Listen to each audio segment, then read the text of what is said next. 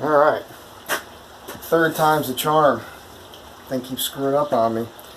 I bought these mast steps as an idea here. This is solid stainless steel. This is marine hardware. I was researching ladders, started looking at boat hardware, and I'm thinking I can mount these here and here. Of course, I sand them out and paint them flat black, you know, to match the other things I'm doing on the van. Now I've got a practical experiment. Took this panel, got some packaging material back here to keep the screws from scratching the van. Save that stuff, it comes in handy. Got this panel here. It's approximate. They're a little lower than they'd probably be on the van just because of the size of this. This happens to be a full-scale drawing of a storage bench I built for Studio City Tattoo in Studio City. I designed and built the interior for that place. It's very cool. So let's give this a shot.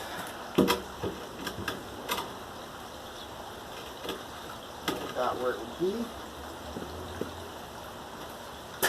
I know this is not a perfect quality picture here because the light keeps changing, and I apologize because I'm not a pro. Shouldn't have to be. Alright.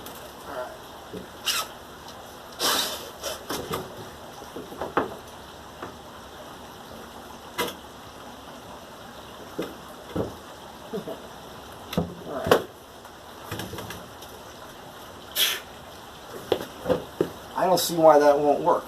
Of course, obviously, this won't happen until I do the interior. When I do, I will back it up on the inside of the van with some 3/4 inch plywood, through bolts, fat washer. That'll hold it. I think that's what I'm going to do.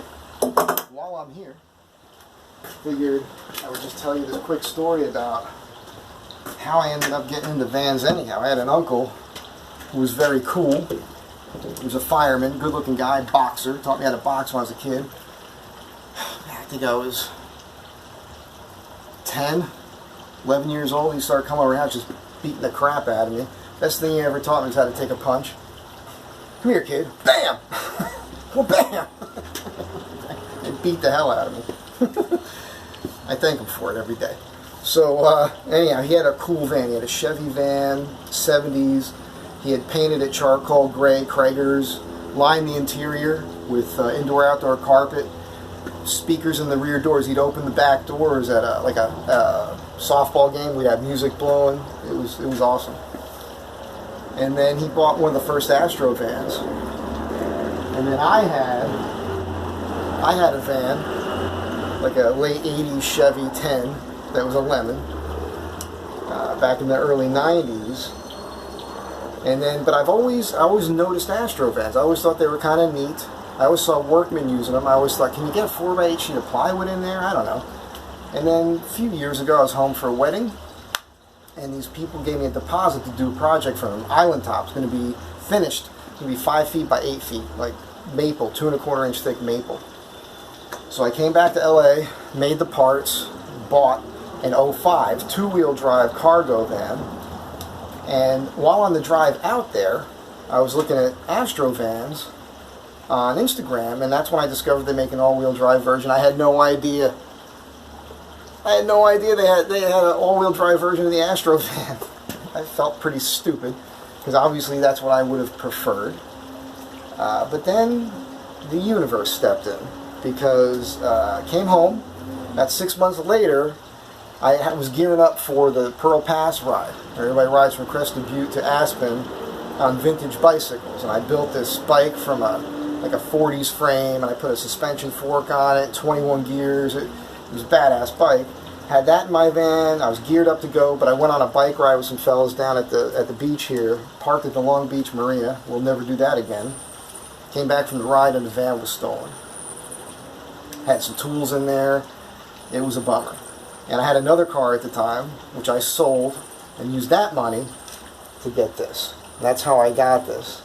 It was interesting because about a week or two after I bought this, they recovered my stolen van, which I was shocked. I thought that thing would be in Mexico someplace, you know. I found it in Norwalk, and it was beat. Insurance company totaled it, motor wouldn't start. But I went to the yard to pick it up, Bike was gone, tools were gone, real bummer. But I had built a floating deck across the back of that above the wheel wells, and I had a couple hidden spaces in there. And my jack and mechanics tools were still in it. My 1911 handgun was still in the van, which was the thing I was the most nervous about. And on top of that, all my camping gear and stuff was still in there, so it wasn't a total loss.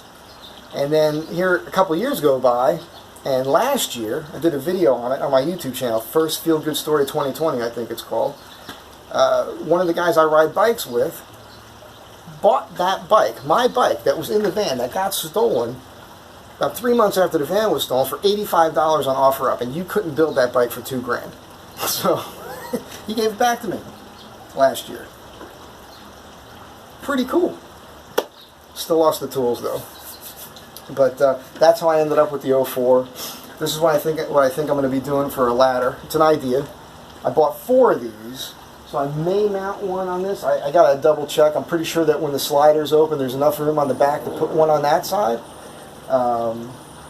Yeah, I think it's a good idea. You tell me what you think. Has anybody else done this? If you've done this, send me some pictures so I can see it.